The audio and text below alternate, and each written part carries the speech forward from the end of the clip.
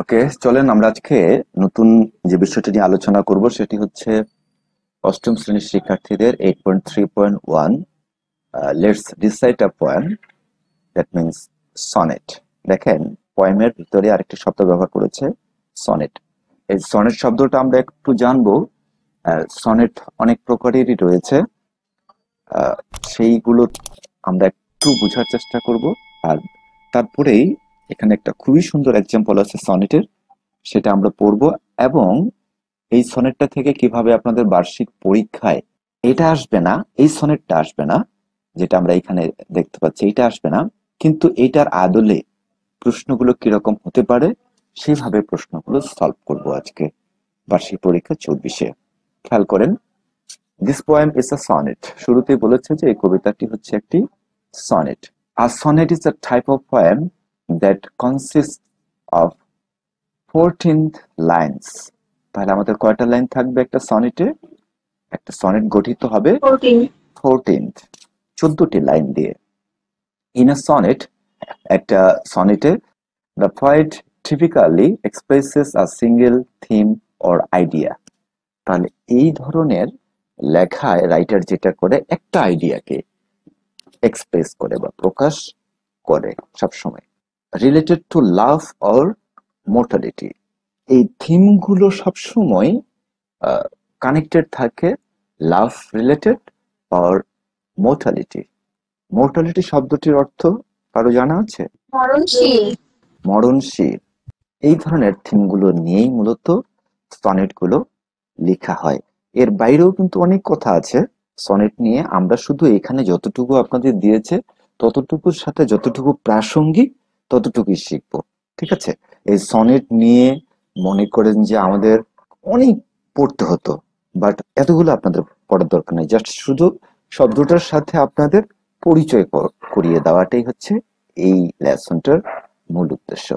আবার সনেটকে যদি আমি বললাম যে আপনার বাংলা করা যাবে না, আপনি যেহেতু 14 লাইনের একটি কবিতা, তাহলে আপনি এইভাবে বাংলা করতে পারেন, চতুর্দশপদী কবিতা, এতটুকু করে থাকে আর কি সচরাচর। কিন্তু আমি সনেটের বাংলা করার পক্ষে একেবারেই নই, বুঝতে পারছেন? It uses various literary device. Literary device এই শব্দটাকে বিশ্লেষণ করে। লিটারেরি শব্দটা হচ্ছে লিটারেচার থেকে এসেছে। হ্যাঁ, লিটারেচার মানে সাহিত্য। আর এখানে আসে সেটা অ্যাজেক্টিভ হয়ে গেছে, যেহেতু ডিভাইস নাউন, নাউনের আগে বসেছে অ্যাজেক্টিভ। তাহলে সাহিত্য সম্পর্কিত যে কলা কৌশল, এখানে ডিভাইস শব্দটির অর্থ কলা কৌশল হিসেবে আমরা ধরবো। এটা বিভিন্ন প্রকার, বিশেষ করে কোনো বক্তব্য বা ইত্যাদি এই জিনিসগুলো তুলে ধরার ক্ষেত্রে সাহিত্যের যে কলা কৌশলগুলো আছে, সাসেস, simile, metaphor, imagery, etcetera, to convey its message, এইটার বক্তব্যটা প্রকাশ করার জন্য। দ্যাট মিনস একজন রাইটার যখন একটা লেখা লিখে তার লেখাটা প্রকাশ করার জন্য কিছু ডিভাইস ব্যবহার করে, সেই ডিভাইসগুলো হচ্ছে লিটারেরি ডিভাইস। সেগুলোর মধ্যে অন্যতম যেগুলো আমরা শিখে এসেছি এর আগের ক্লাসে, এবং আজকে যেটা আমরা পাচ্ছি, সিমিলি, ম্যাটাফোর, ইমেজারি, এই তিনটা শব্দে আমরা এর আগে শিখেছি না? কারো কোনো কনফিউশন আছে বা প্রশ্ন আছে এখানে সিমিলি, ম্যাটাফর, ইমেজারি সম্পর্কে? না স্যার। ওকে, ঠিক আছে। সিমিলি গুলো হচ্ছে আমাদের S plus adjective plus S, ওই ফরম্যাটে যেগুলো কম্পেয়ার করা হয়। এবং ম্যাটাফর গুলো হচ্ছে ডিরেক্ট কম্পেয়ার করা হয়, যেখানে এস বা লাইক ব্যবহার করা হয় না। আর ইমেজারি হচ্ছে একটা জিনিস পড়ার পরে আপনার কল্পনায় যে চিত্রটা ফুটে ওঠে সেটাই হচ্ছে ইমেজারি। আর এগুলো মূলত ব্যবহার করেন কবি সাহিত্যিকেরা একটা মেসেজকে আরো স্পষ্ট বা ক্লিয়ার করার জন্য, বুঝতে পারছেন? চলেন, the most common types of sonnets আর পেট্রাক, ঠিক আছে, বা Petrarchan sonnet or Italian sonnets. তাহলে Petrarchan sonnet or Italian sonnets বলা হয়, ওনার বাসা ইতালি, এই জন্য ইতালিয়ান সনেট বলা হয়। তারপরে শেক্সপিয়ার যে সনেট গুলো লিখেছেন সেগুলোকে বলা হয় শেক্সপিয়ারিয়ান সনেট। এরপরে আরো উল্লেখযোগ্য আরেকটি সনেট হচ্ছে Spenserian sonnet, that means Spencer যেগুলো লিখেছেন। মিল্টনিক সনেটস, যেগুলো মিল্টন লিখেছেন, দ্যাট মিনস যে যেটা লিখেছেন সেটা সেই ধরনের একটা টাইপ হয়ে গেছে। টার্জারিমা সনেটস, তারপরে খাটাল সনেটস। জাস্ট আমরা শব্দগুলো শিখে রাখলাম, মূলত আজকে আমরা যে জিনিসটি পড়বো এখানে শেক্সপিয়ারিয়ান সনেটস পড়বো। তাহলে এই সনেটস গুলোর নাম হয়েছে কিভাবে বলেন তো? যারা লিখেছে তাদের নামানুসারে। ক্লিয়ার? বুঝতে পেরেছেন এবার? আর সনেটে কয়টি লাইন, হ্যাঁ স্যার। কয়টি লাইন থাকছে? 14। 14টি লাইন। আচ্ছা, এখানে আর কোনো তথ্য নেই, এখানে একটা ফাঁকা জায়গা আছে, আমি আরেকটা তথ্য দিয়ে দিই আপনাকে। ধরেন আমাদের দুটো স্টেঞ্জা হবে, স্টেঞ্জা না হলেও একটা স্টেঞ্জাও যদি লেখা হয়, তাও আপনাকে ধরে নিতে হবে এখানে এরকম একটা ফরম্যাট রয়েছে। প্রথমে হচ্ছে অষ্টক, পরে হচ্ছে ষষ্ঠক, ইংরেজিতে বলে সিস্টেক। মানে প্রথমে থাকবে 8টি লাইন এবং পরবর্তীতে যে স্তবকটি থাকবে এটাতে থাকবে 6টি লাইন। বুঝতে পারছেন? এখন প্রথম স্তবকে কি থাকবে সেটা একটু আপনাদের সাথে শেয়ার করি, খুব সিম্পলি, সহজ ভাবে আর কি। প্রথমে হচ্ছে ভাবের উদয়। এই জায়গাটাতে প্রথমে থাকবে কবি যখন লিখবেন কোনো কিছু, অষ্টকে থাকবে ভাবের উদয়। দ্যাট মিনস ভাবনা গুলো নিয়ে প্রকাশ করা হবে। আমরা আরো বিস্তারিত জানবো পরবর্তীতে, আমি খুবই সংক্ষেপে বলছি বা টু দা পয়েন্টে বলছি আর কি। আর কবি যে ভাবনাটা এখানে ভাবলেন সেটার একটা পরিণতি দেখাবেন এই ষষ্ঠকে এসে। দ্যাট মিনস আমরা বলতে পারি যে এটা একটা রেজাল্ট, আউটকামস। বুঝতে পারছেন? ষষ্ঠকে গিয়ে আমরা আউটকামসটা পাবো। কবি যা ভাবছেন অষ্টকে, সেটা ষষ্ঠকে গিয়ে তার একটা ফলাফল রূপে দাঁড় করানো হবে। এটা এক্সট্রা আপনাদের জন্য মেসেজটা ছিল। তাহলে এই ছিল আমাদের মোটামুটি সনেটস এর উপরে আলোচনাটা। এখন আমরা সরাসরি একটা সনেট জেনে নেব। এই যে সনেটটি আপনারা দেখতে পাচ্ছেন, Shall I compare thee to a summer's day? আমি কি তোমাকে গ্রীষ্মের দিনগুলোর সাথে তুলনা করব? এই যে দি শব্দটা আছে, এটা হচ্ছে ইউ। বুঝতে পেরেছেন? আমাদের এই শব্দটি হচ্ছে ইউ। আপনারা বই বাইর করবেন কিন্তু এখানে এভাবে লিখে রাখবেন শব্দগুলো পেন্সিল বা অন্য কালারের কলম দিয়ে। ক্লিয়ার? সবারই কাছে বই আছে আপনাদের? হ্যাঁ স্যার। বই বাইর করে নেন।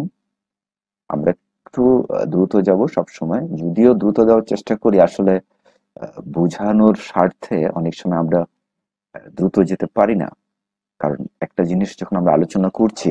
আচ্ছা, এই কবিতাটা কে কে পড়েছেন আগে, আজকে আলোচনা করার আগে? আমাদের ক্লাসে পড়াইছি। আপনি পড়ে গেছে। কতটুকু বুঝতে পেরেছেন এবং কি বুঝতে পেরেছেন একটু শেয়ার করেন আমাদের সাথে। প্রথমবার লাইনে হচ্ছে যে সমস্যা, আর শেষের 2 লাইনে সমাধান দিছে। হুম, ঠিক আছে, এটা একটা ভালো তথ্য। মূল থিমটা কি ছিল একটু শেয়ার করেন আমাদের সাথে। মূল থিমটা কি ছিল? গল্পটা কি? এই একটা কবিতার গল্পটা কি? কবিতার বন্ধুকে হচ্ছে যে তুলনা করছে। কিছুটা বলতে পেরেছেন, ঠিক আছে। চলেন বাকিরা আমরা কিছুটা হলে ধারণা পেলাম, তাই না? আচ্ছা, কবিতার বন্ধুকে নিয়েই বলছে যে তোমাকে কি আমি গ্রীষ্মের দিনগুলোর সাথে তুলনা করব। এখন একটি বিষয় খেয়াল করেন, গ্রীষ্ম মানে আমাদের কাছে কি একটা বিরক্তিকর দিন, তাই না? ওই সময় হচ্ছে সামার ভ্যাকেশন পান আপনারা, ছুটি পান, অত্যাধিক প্রখর রোদ থাকে। কিন্তু এই শেক্সপিয়ারের বাসা কোথায় বলতে পারবেন, কোন দেশে? উনি হচ্ছেন ইংল্যান্ড। আহ ওই সময়ে ওনাদের যখন সামার, দ্যাট মিনস কোল্ড থেকে ওরা সামারে আসলো, তখন ওই সময়টা ওদের কাছে খুবই একটা ভালো সময়। যেমন আমাদের বাংলাদেশে শরৎটা খুব ভালো সময়, কোনো শীত নয়, বর্ষা নয়, কোনো কিছুই নয়, একটা মাঝামাঝি যে টেম্পারেচারটা থাকে সেটা হচ্ছে আমাদের শরৎকাল। ঠিক আছে? ঠিক একইভাবে ওদের সামার ডেটা খুব মজার, মানে দীর্ঘদিন শীত শেষে যখন স্বাভাবিক হয় প্রকৃতি, সেটাকে তারা বলছে ভালো দিন বা সামার ডে। তাহলে প্রথম লাইনেই কিন্তু আমরা যে জিনিসটা পেয়ে যাচ্ছি, সেই লাইনটাই একটা হচ্ছে ম্যাটাফোর হিসাবে। বুঝতে পারছেন? সামার ডেটা এখানে ম্যাটাফোর ব্যবহার করা হয়েছে। এরপরে আসেন, লিখেছেন William Shakespeare. Shall I compare thee to a summer day? সেটা বললাম যে তোমাকে কি আমি একটা গ্রীষ্মের দিনের সাথে তুলনা করব, একটা দিনের সাথে। জাস্ট একটা প্রশ্ন রেখে গেছে, শুরুটাই করেছে এরকম করে। এটাকে আমরা অ্যাব্রাপ্ট বিগিনিং ও বলতে পারি, হঠাৎ করে কোনো কিছু শুরু করা আর কি, অ্যাব্রাপ্ট বিগিনিং। দাও art more lovely and more temperate. তুমি তো আরো সুন্দর এবং আরো সংযত। আমি যতটুকু তোমাকে নিয়ে ভাবছি যে তুমি গ্রীষ্মের দিনগুলোর মতো, দিনগুলোর সাথে কি তোমাকে আমি তুলনা করব? তুমি তো তার থেকেও সুন্দর, তুমি তো তার থেকেও বেশি কোমল, মধুর, মানে ইত্যাদি যত প্রকার আপনি শব্দ ব্যবহার করতে পারেন লাভলি, চমৎকার, কোমল, মোর টেম্পারেট, সংযত, তারপর হচ্ছে রূপে গুণে মাধুর্যে সেরা। এই শব্দটার অর্থ হচ্ছে ইউ। আচ্ছা, কারো মনে কি প্রশ্ন জাগছে যে এই দি মানে ইউ আর হচ্ছে দাও, এটা হচ্ছে ইউ, কেন এগুলো শব্দ এরকম কেন? কারো কাছে কি এরকম কি মনে হচ্ছে? এগুলো আগেকার ইংরেজি শব্দ। হ্যাঁ, এগুলো হচ্ছে আগেকার ইংরেজি শব্দ। আজকে আমরা যে স্ট্যান্ডার্ড বাংলা বলছি, এই স্ট্যান্ডার্ড বাংলাটা এক সময় ছিল না। মধ্যযুগের সাহিত্যগুলোতে যদি আমরা খেয়াল করি, ওখানকার ভাষাগুলো ছিল এরকম: সুই কেমনে ধরিবে হিয়া, আমার বধূয়া আনবাড়ি যায়, আমার আঙ্গিনা দিয়া। বুঝতে পেরেছেন? কেউ বুঝতে পেরেছেন এটার অর্থ কি? না। আবার বলছি, সই কেমনে ধরিবে হিয়া, আমার বধূ আনবাড়ি যায়, আমার আঙ্গিনা দিয়া। এটা আমাদের মধ্যযুগীয় বাংলা সাহিত্যের লাইন। তাহলে এখন কি আমরা এইভাবে কথা বলতে পারি? আমরা বলি, আমরা কি বলি আমার হিয়া ভালো নেই, তার মানে আমার মন ভালো নেই, আমরা কি বলি, হিয়া বলি? না। আজকে যে শব্দটা আসছে, ভাইরাল শব্দ আসছে, এই ভাইরাল শব্দ কি 100 বছর আগে ছিল? বলেন। না। এই শব্দগুলো, ভাইরাল শব্দগুলো ভাইরাল হয়নি আগে। এখন প্রজন্মের টানে শব্দের পরিবর্তন আসছে। আবার সাম্প্রতিক সময় নাটকগুলোতে দেখবেন, বাংলাদেশের নাটকগুলোতে বাংলাটাকে আরো শর্ট করে ফেলছে, যেটা আপনারা ফলো করেন বা যেটা আপনারা বলে থাকেন এটা ঠিক নয়। বাংলা এখানে কিছু কিছু ক্ষেত্রে বিকৃতি হচ্ছে, বুঝতে পেরেছেন? ঠিক একইভাবে তখনকার সময় আরেকটা এক্সাম্পল যদি দেই, আমরা এই যে জানি MAKE, এটা হচ্ছে কি? মেক। মেক শব্দটির অর্থ তৈরি করা, কিন্তু আগে এই শব্দটি ছিল মেকথ। মেকথ, বুঝতে পেরেছেন? পরে এই শব্দটি মানে মডার্নাইজ হতে হতে এখন চলে আসছে মেক। এইটাই হচ্ছে, এই জন্য দি, তো, দাই, এই শব্দটা হয়তো পাবো আমরা এখানে। এগুলো সবগুলো ইউ অর্থে, ইউ তুমি অর্থে ব্যবহার করা হয়। এতটুকু ক্লিয়ার? হ্যাঁ স্যার। জি স্যার, বুঝছি। Rough winds to shake the darling buds May. এরপরে বলছে রাফ উইন্ডস। উইন্ড মানে জানি আমরা বাতাস, রাফ মানে কি? এলোমেলো বাতাস। ঠিক আছে, এলোমেলো বাতাস। To shake the darling buds of May, তাহলে এখানে রাফ উইন্ডস বলতে রুক্ষ বাতাসকে বোঝানো হচ্ছে, বা খারাপ বাতাসকে, ঝড়ো হাওয়াকে বোঝানো হচ্ছে। এই যে ঝড়ো হাওয়া হয় বা দমকা হাওয়া হয়, এটা কি মে মাসের যে দিনগুলো, তখন কিন্তু বিভিন্ন প্রকার কুড়ি চিনেন? কুড়িগুলো, দ্যাট মিনস কলি, কোনো কিছুর কলি, যেমন ফুল ফুটে, ফুলের কলি হয় না, হ্যাঁ। হ্যাঁ। এগুলোকে ভাসিয়ে নিয়ে যাচ্ছে, মানে দোল দিয়ে যাচ্ছে। বুঝতে পারছেন? এই রাফ উইন্ডসটা, এলোমেলো বাতাসটা। আমরা এর আগে একটা চিত্র পেয়েছিলাম, I wandered lonely as a cloud, ওখানে ড্যাফোডিলস পেয়েছিলাম, তাই না? ড্যাফোডিলস এর লাইনগুলো, উইলিয়াম ওয়ার্ডসওয়ার্থের ড্যাফোডিলস এর লাইনগুলো কি একেবারে পর্যন্ত, সমুদ্র পর্যন্ত পৌঁছে গেছে, যতদূর দৃষ্টি যায় ততদূর দেখতে পায়। ঠিক ওই জায়গাটাতে আপনি কল্পনা করেন বাংলাদেশের সর্ষের ক্ষেত, সরিষার ক্ষেত, হলুদ ফুলে ভরে উঠেছে। একবার যদি এক জায়গায় দোল খায়, তাহলে পুরো সরিষাটা কি একটা দোল দিয়ে দেন, একটা ঢেউয়ের মতো একটা খেলে না? ঠিক এরকম বলছে যে rough winds do shake the darling buds of May. মে মাসে যে কুড়িগুলোকে নাচিয়ে দিয়ে যাচ্ছে, বা নাড়িয়ে দিয়ে যাচ্ছে। কি নাড়িয়ে দিয়ে যাচ্ছে? রুক্ষ বাতাস বা ঝড়ো হাওয়া। অ্যান্ড সামার্স লেইস হাত all to shout a date, আর গ্রীষ্মের সময়কালও খুব ছোট। দ্যাট মিনস আমাদের কাছে গ্রীষ্মকালটা খুবই লং টাইম হয়, গরমটা দীর্ঘ সময় হয়, বাট ওদের কাছে কিন্তু লং টাইম হয় না। এই জন্য বলছে যে গ্রীষ্মের সময়কালও খুব ছোট। আবার এইভাবেও বলা যায় যে কত অল্প সময়ে গ্রীষ্মের মধুময় দিনগুলো ফুরিয়ে যায়। বুঝতে পেরেছেন? এইভাবে কবি কিন্তু এখনো ভাবের মধ্যেই আছেন।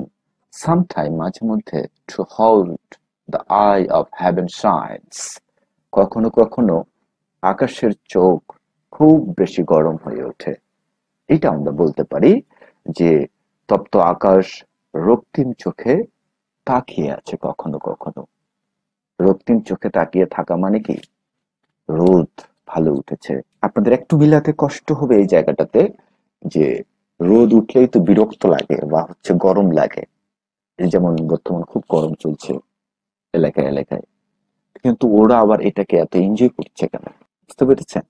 হ্যাঁ, এটা এনজয় করার পিছনে এটাই কারণ যে ওই সময়টা, সামারটা ওদের কাছে খুবই মধুর সময়। এরপরে অ্যান্ড, আচ্ছা আমি এখানে ডি উচ্চারণ করছি না কারণ ইংরেজিতে ডি গুলো সাইলেন্ট থাকে অনেক সময়। And অফন is his call complexion ডিম, আর প্রায়ই তার সোনালী রূপ ম্লান হয়ে যায়। এই জিনিসটি বলছে যে তপ্ত আকাশে রঙিন চোখে তাকিয়ে আছে কখনো, সেটা আমরা জানলাম। এরপরে বলছে and often this is called complacent dream। এই যে ওয়ার্ডটা ব্যবহার করেছে এটা কিন্তু আমাদের একটি ম্যাটাফোর, ঠিক আছে? এই এই যে এটা গোল্ড কমপ্লেশন, এটা হচ্ছে আমাদের ম্যাটাফোর। আমরা যদি একটু বাংলা করার চেষ্টা করি, আচ্ছা বাংলা করার ক্ষেত্রে আমি আপনাকে বলি আমি কিভাবে বাংলা করছি আর আপনারা কিভাবে বাংলা বুঝবেন। একটা গল্প শুনে না, গল্পটা হচ্ছে আমার না, এটা রবীন্দ্রনাথ বলেছেন এবং আমি আপনাদের সাথে শেয়ার করছি এই কারণেই যে আসলে বাংলা করাটা কি ঠিক নাকি ঠিক নয়। যেমন ধরেন রবীন্দ্রনাথ বলেছেন, ধরুন একটা গাভী আছে, গাভীর যে বাছুর আছে ওই বাছুরটা মারা গিয়েছে। তো এখন গাভীর বাছুর যেহেতু মারা গিয়েছে, তো এখন গাভীর তো দুধ দহন করতে হবে তাই না? নাহলে তো সে থাকতে পারবে না, ছটফট ছটফট করবে, কারণ তার তো দুধ দহন করার সময় হয়েছে। বুঝতে পারছেন বিষয়টা? হ্যাঁ। হ্যাঁ, ঠিক আছে, একটু রেসপন্স করতে হবে। ওই সময়টাতে কৃষক বা কৃষানি যে কাজটি করেন, যে বাছুরটা মারা গেছে সেই বাছুরটার চামড়াটা ছিলে ফেলে ওর চামড়াটা নিয়ে কোনো একটা মাটির ঢিপিতে অথবা ওই আকারে একটা বাছুরের মতো কোনো কিছু তৈরি করে, খড় দিয়ে কোনো কিছু দিয়ে তৈরি করে তার উপরে ঢেকে দেয় ওই চামড়াটা দিয়ে। তারপরে গাভীর পাশে সেটিকে রেখে দেয়। তখন গাভী যখন ঘ্রাণ পায় যে তার বাছুর আছে, তখন তার দুধ দহন করানোটা সম্ভব হয়। দেখেন এখানে দুধ দহন করানোর জন্য যে কৌশলটা ব্যবহার করা হলো, এই কৌশলটা কি আদৌ ঠিক নাকি ছলনা করা হলো গাভীর সাথে? ছলনা। ছলনা করা হলো।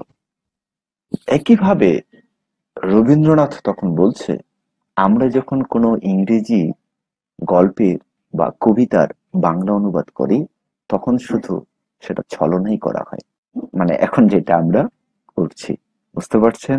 আসলে বাংলায় ওভাবে অনুবাদ করাটাও ঠিক নয়, করলেও সেটার আসল যে স্বাদটা সেটা থাকে না, কিন্তু আমাদের তারপরেও করতে হয়, কারণ হচ্ছে একটু তো বুঝতে হবে এই জন্য। ক্লিয়ার? গল্পটা ভালো লাগছে? জি স্যার। জি। হুম। হ্যাঁ স্যার। এটা এটা কিন্তু গল্প না, এটা রবীন্দ্রনাথের সরাসরি একটা উক্তি, একটা জায়গায় আমি পেয়েছিলাম, এখন মনে নেই কোথায় পেয়েছিলাম। তাহলে এই লাইনটাতে আমরা আসছি, অ্যান্ড অফন ইজ গোল্ড। দেখেন গোল্ড শব্দটা ধরেন, গোল্ড কি সোনালী বা সোনার রং, ঠিক আছে? কমপ্লেক্সন টিম, তাহলে যেটা বলছে ফের সোনার রং তার মিলায় পণ্ডুরতার ক্রমে। একটু কঠিন হয়ে গেল ভাষাটা, আমরা একটু সহজ করে বোঝার চেষ্টা করি। আর প্রায় তার সোনালী রূপ ম্লান হয়ে যায়। সোনালী রূপ মানে গোল্ডেন কালারটা, সেটা কি ম্লান হয়ে যায়, একসময় শিথিল হয়ে যায় বা হারিয়ে যায়, ক্রমে সেটা হারিয়ে যায়। সবসময় কি সূর্যের ওই ইয়াটা থাকবে? থাকবে না। 12টার দিকে যে রোদটা থাকবে, বিকাল 4টার দিকে কি সেটা থাকে? থাকে না। না।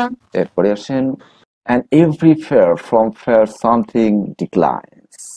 এরপরে এই জায়গাটাতে যে বিষয়টি বলেছে, আর সব সুন্দর জিনিস কোনো না কোনো সময় সৌন্দর্য হারায়। সবকিছুই পৃথিবীতে যাহা সুন্দর তাহাই কোনো না কোনো সময় তার সৌন্দর্য হারিয়ে ফেলবে। ভাই কিনা এই কথাগুলো বাস্তব বলছে কবি? হ্যাঁ স্যার। হ্যাঁ, সবাই তার সৌন্দর্য একসময় হারিয়ে ফেলে, by chance or nature's changing course untrimmed. এবং এটা হারাতে পারে দুটো ভাবে কখনো কখনো সেটা ভাগ্যের খেলায় হারাতে পারে, মানে বাই চান্স, অথবা নেচার্স, প্রকৃতির কারণে বা প্রকৃতির পরিবর্তনের কারণে এইটা হারাতে পারে, সৌন্দর্যটা হারিয়ে যেতে পারে। তাহলে দুটো কারণ কি বলেছে? অনেক সময় বলে না যে আমার সুখের দিনগুলো ছিল, আমার ভাগ্যে আর সয়নি। এটা কিসের কারণ? এটা ভাগ্যকে আমরা বলছি, ভাগ্যের কথা। আবার এটাও বলছি কখনো কখনো যে প্রকৃতি আমাকে এই কাজটি করতে দেয়নি বা আমি করতে পারিনি, প্রকৃতি আমাকে মেনে নেয়নি। আমরা যদি উইলিয়াম ওয়ার্ডসওয়ার্থ পড়ি, তখন আচ্ছা, আরেকটা জিনিস আপনাদের এই ফাঁকে বলে রাখি, যখন কবিতা পড়বেন তখন একটু আবেগটাকে জাগ্রত করতে হবে, মনটাকে জাগ্রত করতে হবে, বুঝতে পারছেন? না হলে কিন্তু আমরা কবিতায় ঢুকতে পারবো না ভিতরে। যেটা বলতে চাচ্ছিলাম, উইলিয়াম ওয়ার্ডসওয়ার্থ একটা তার কবিতায় বলেছেন যে এই পৃথিবীতে আমরা যারা, বিশেষ করে যে শিশুটা বড় হয়, এই শিশুদের মা বাবা যেভাবে নার্সিং করে বা দেখাশোনা করে ছোটবেলা থেকে, আপনি পড়ে যাচ্ছেন ইত্যাদি ইত্যাদি, এটা সবটাই সৃষ্টিকর্তা করে। উনি তার কবিতায় বলেছেন যে এটা সৃষ্টিকর্তাই দেখে শুনে রাখে। এটা হচ্ছে উইলিয়াম ওয়ার্ডসওয়ার্থের একটি কবিতা পড়েছিলাম, সেই জায়গায় আমি পেয়েছি। উনি আবার বলেছিলেন, nature never betray with us. William Wordsworth বলেছিলেন যে প্রকৃতি কখনোই আমাদের সাথে বিট্রে করে না, মানে বিরোধিতা করে না, যদি আমি নেচারকে ভালোবাসি। এরপরে আসেন যে বিষয়টি বলেছে এখানে, আমরা তো জেনে নিলাম যে ভাগ্যের কারণে হতে পারে বা হচ্ছে সেটা প্রাকৃতিক কারণেও হতে পারে যে সৌন্দর্যটা মলিন হয়ে যায়। But eternal summer shall not fade, কিন্তু তোমার চিরন্তন গ্রীষ্ম কখনোই ফিকে হবে না, বা তোমার যে দিনগুলো বা যেই গ্রীষ্মের দিনগুলোর সাথে বন্ধুকে তুলনা করেছে, সেই দিনগুলো কখনোই, তার সৌন্দর্যটা কখনো মলিন হবে না। এতক্ষণ যে কথাগুলো কবি বলছিলেন, সব কথাগুলোই কিন্তু বলছেন তার বন্ধুকেই উদ্দেশ্য করে। আমার বন্ধু এটা, আমার বন্ধু সেটা, আমার বন্ধু গ্রীষ্মের দিনের মতো, আমার বন্ধু ঝলঝল আকাশের সূর্যের মতো সোনালী আভায় পরিপূর্ণ। বুঝতে পেরেছেন? তারপরে বলছেন যে ভাগ্যক্রমে সব সৌন্দর্য হারিয়ে যায়, প্রাকৃতিক কারণে সব সৌন্দর্য হারিয়ে যায়, কিন্তু দাই eternal summer shall not fight. দাই মানে তোমার ইটার্নাল সামার, তোমার ইটার্নাল সামার হচ্ছে যেটা চিরন্তন গ্রীষ্ম, এটাও একটা তুলনা করেছে।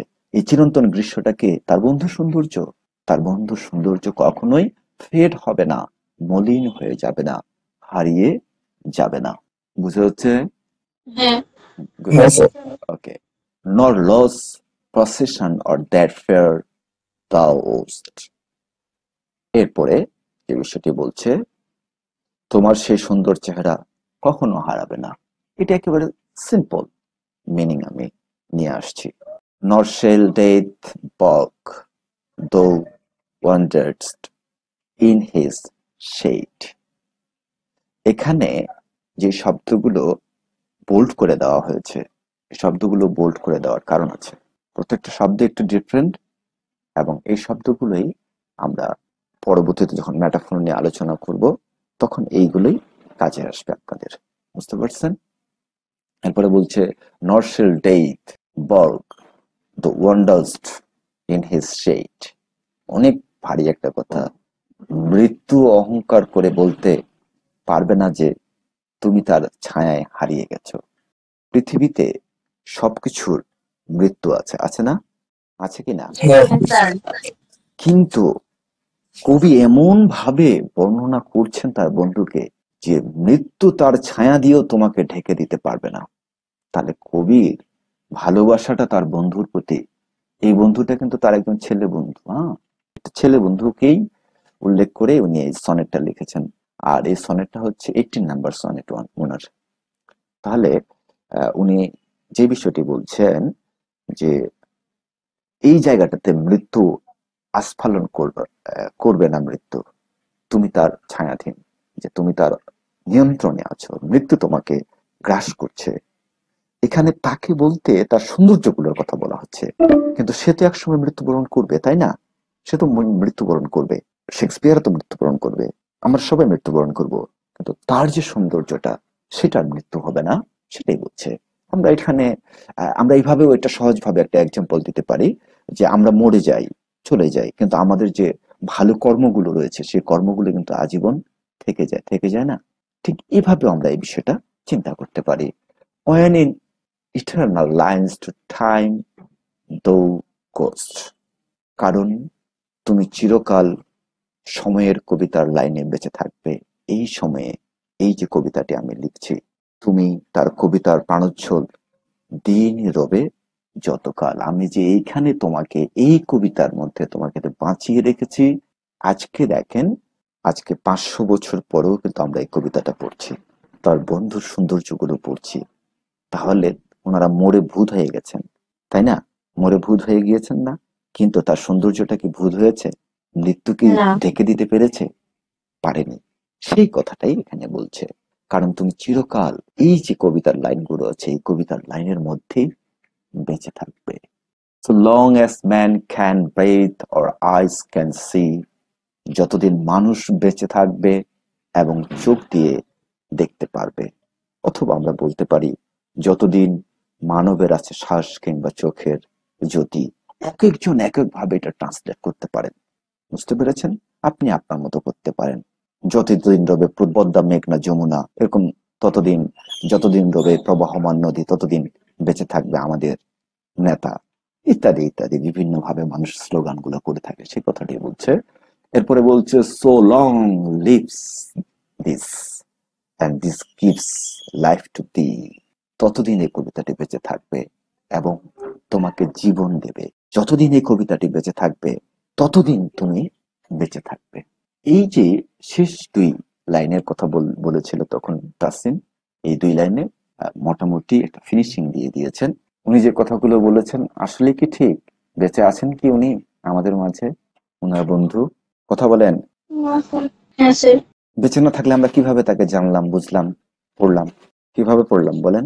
কবিতার লাইনে উনি বেঁচে আছেন, বেঁচে আছেন এই কবিতাটার পড়তে পড়তে, কবিতাটার পাতায় পাতায় শব্দে শব্দে বেঁচে আছেন।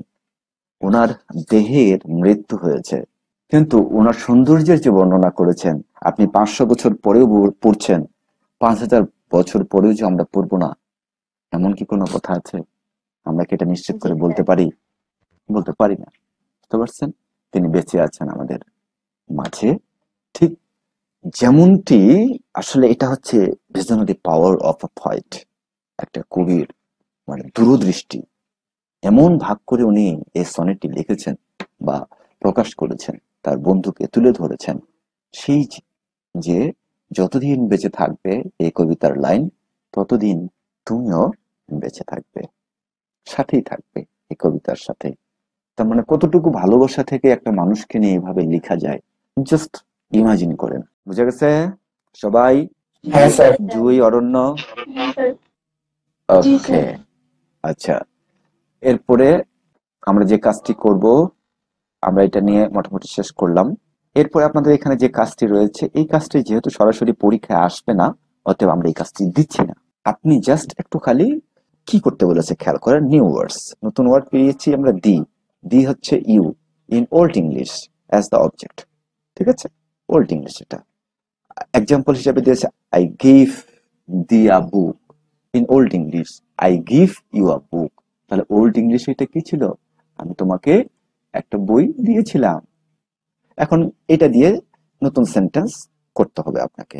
জাস্ট এটা যেহেতু আমার সরাসরি পরীক্ষায় আসবে না, এটা আমি আলোচনা করছি না, জাস্ট এটা আপনারা দেখে নেবেন বা হোমওয়ার্ক হিসেবে এই শব্দটা দিয়ে একটা করে নিজস্ব বাক্য এই জায়গায় লিখে আমাকে SW হিসাবে আগামী দিন জমা দিবেন। খুব সহজ এবং সিম্পল একটি কাজ। এগুলো একটু রিডিং করে নেবেন, এগুলো পড়লে আপনারা বুঝতে পারবেন। না, আমি যাই আমাদের যে মেন ফোকাসটি আছে এই কাজটি, সেই কাজটাতে 8.3.3 তে ওইটারই, ওই কবিতাটারই shall I compare you to a summer's day. আপনি আমি যদি এই কবিতাটা লিখতাম, তাহলে আমরা এইভাবে ইন্টারোগেটিভ সেন্টেন্সটা আমরা এইভাবে ব্যবহার করতাম, তাই না? Should I compare you to a summer's day, আমি কি তোমাকে গ্রীষ্মের দিনগুলোর সাথে তুলনা করব? ইউ আর লাভলিয়ার অ্যান্ড মাইল্ডার, তুমি খুব চমৎকার, কোমল হৃদয়ের অধিকারী, ভদ্র, নম্র, সবকিছু। এটা হচ্ছে আমাদের আধুনিক ভার্সন, বুঝতে পারছেন? এটা আপনাদের এই জায়গাটাতে শুধু বোঝার জন্য দিয়েছে। আমরা যেহেতু এটা আলোচনা করেছি, আমরা আর এই জায়গায় এটা আলোচনা করছি না। হুবহু যেই যেই শব্দগুলো প্রাচীন শব্দ ছিল, সেই শব্দগুলো চেঞ্জ করে একটু আপডেট শব্দগুলো ব্যবহার করেছে, এইটুকুই।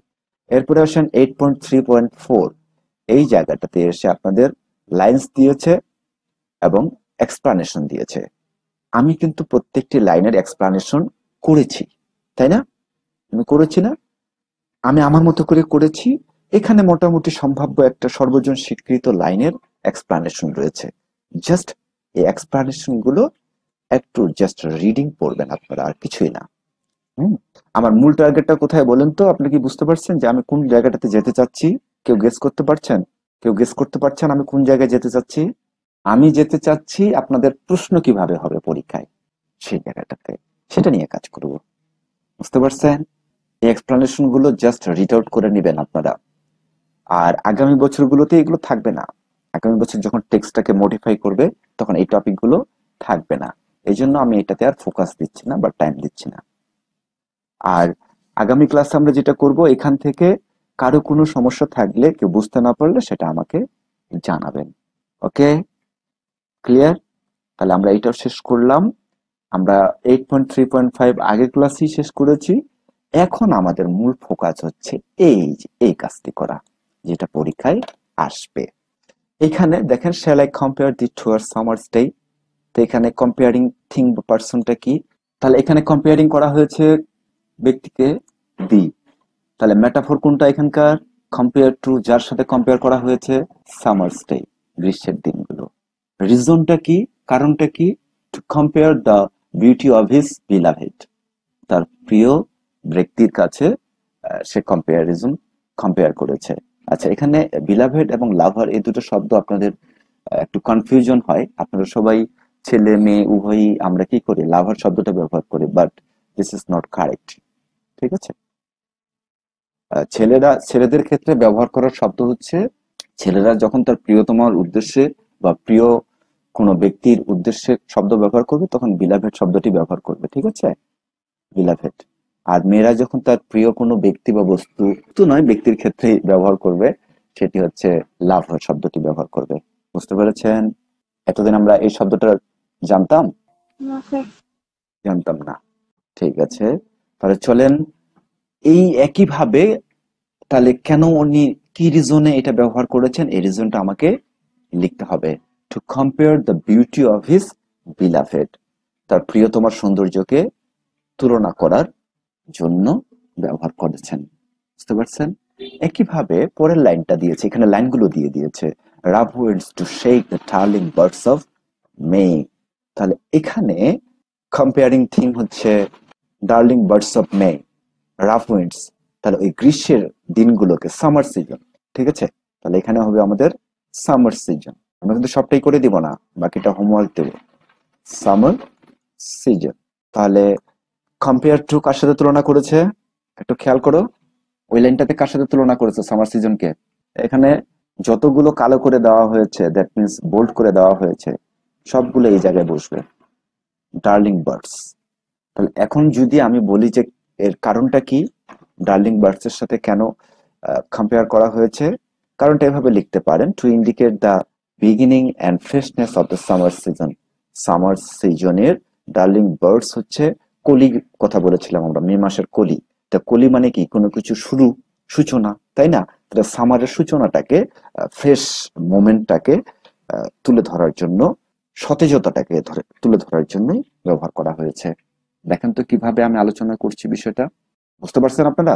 হ্যাঁ স্যার। হ্যাঁ, এইভাবে আননোন সব কবিতায় করতে হবে। তাহলে যে কাজটি করবেন, এর পরবর্তীতে যে লাইনটা দেওয়া হয়েছে আপনাদের, অ্যান্ড সামার্স লেস, তাহলে সামার্স লেসটা আমাদের এই জায়গায় চলে যাবে। তাহলে কম্পেয়ারিং পার্সন অথবা থিং কার সাথে করেছে ওইটা এই জায়গায় বসাবেন, এটা বের করে বসাতে হবে। এবং কি উদ্দেশ্যে ব্যবহার করেছেন, রিজনটা কি, সেটা এখানে বসাবেন। এই হচ্ছে আপনাদের হোমওয়ার্ক 2। ওকে, তাহলে আমি যেটা বললাম যে এটা হচ্ছে হোমওয়ার্ক করবেন, এটা মাস্ট, মানে এটা বাধ্যতামূলক হোমওয়ার্ক। ঠিক আছে? এটাই পরীক্ষায় আসে। আর আগেরটা? আগেরটা হচ্ছে শুধু বাক্যগুলো করবেন। ঠিক আছে? এর আগে যেটা আমরা দিয়েছি ওটা শুধু বাক্যগুলো করবেন। স্যার এটা কি আসবেই? এখন হচ্ছে নির্দেশনা আছে যে কোনো কিছু টেক্সট বই থেকে দেওয়া যাবে না। এখন আপনার টিচার যদি কবিতা খুঁজে না পায়, এরকম কবিতা, তাহলে এটাই দিয়ে দিবে। কারণ একটাই যেহেতু এক্সাম্পল হিসাবে আছে, এখানে 5টা মেটাফোর আছে, এই যতগুলো এখানে আন্ডারলাইন করা আছে সবগুলোই এই ঘরে বসবে। আর এই ঘরেরটাকে আপনাকে সিলেক্ট করতে হবে, এই কারণটা আপনাকে লিখতে হবে। এইটার জন্য আপনি সহযোগিতা পাবেন কোথায় জানেন? এই রিজনটা লেখার জন্য। রিজনটা লেখার জন্য আপনি সহযোগিতা পাবেন এই জায়গাটাতে। আমি একটু ব্যাগে যাই, ওই যে এক্সপ্লানেশন আছে প্রত্যেকটি লাইনের, এই জায়গাটাতে আপনি পাবেন।